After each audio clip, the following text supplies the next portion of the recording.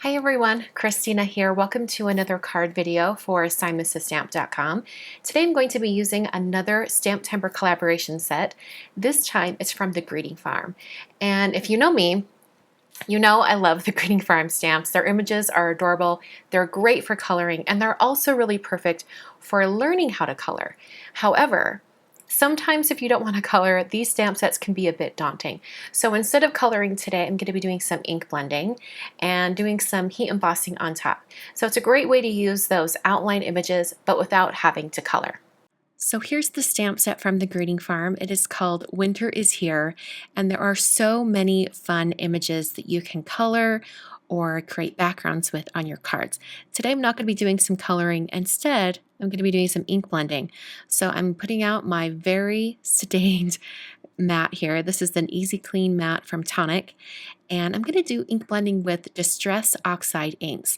The first color I'm starting with is Cracked Pistachio, and I'm using a mini round blending tool, and I'm going to blend it up from one end of this cardstock.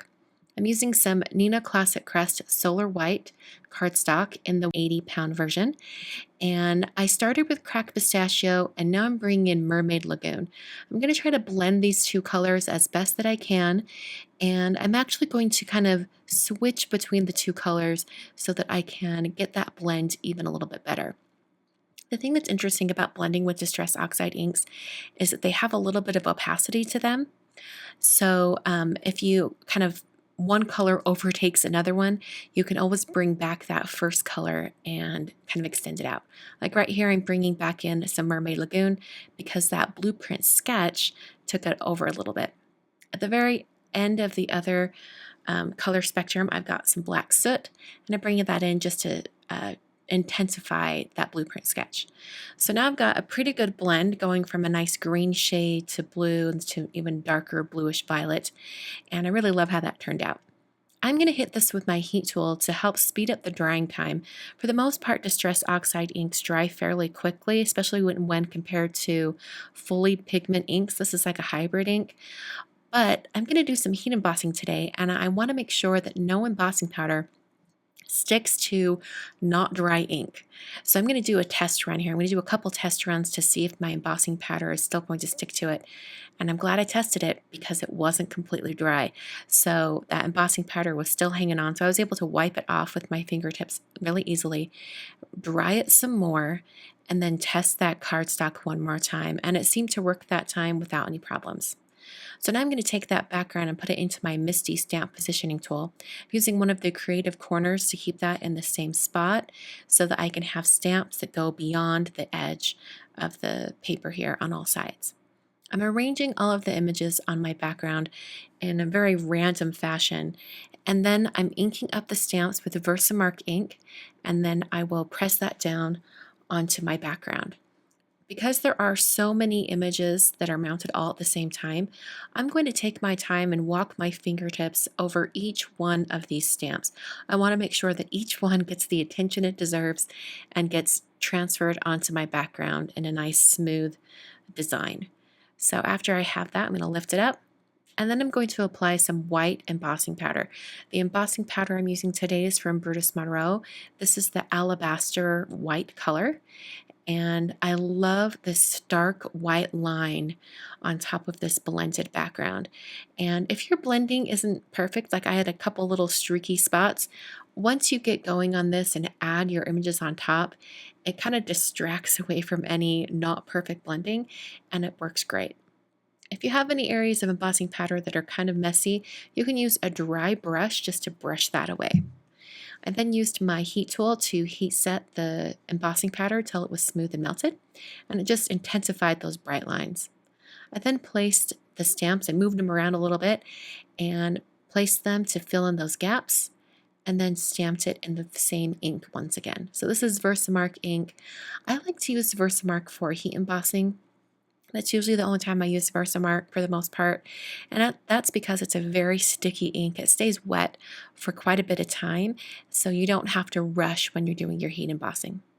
So to fill in some of these gaps, I took the small heart in the stamp set, and I just stamped that using a block. For the small stamps like this that I'm going to be repeating, I like to just mount that on a block instead of using a MISTI for that. So I heat set those after applying some embossing powder, and the background is basically done at this point. I'm just going to work on the greeting for the card. So I'm taking the Winter is Here greeting from the stamp set, and I'm going to be embossing it onto some vellum cardstock. This vellum cardstock is from Bazzill, and I'm stamping the greeting image in Versamark ink. Now I did prep the vellum with an anti-static powder tool, and that's to help me get a really good impression. So you might be wondering, why didn't I use the powder tool on that blended background? Well, I noticed that the powder from the powder tool can sometimes leave streaks on Distress Oxide inks, especially over darker colors. It might be a little bit more visible. And even though you can wipe it off in the end, I still felt like you could see it a tiny bit. So in that case with Distress Oxide inks, I tend to not use the powder tool. So I cut out my greeting with a circle die, and I cut 2 of those to thicken up that vellum. Then I prepped my card base out of some Neenah Classic Crest Solar White cardstock, and I just scored that at 5.5 to create a top folding card.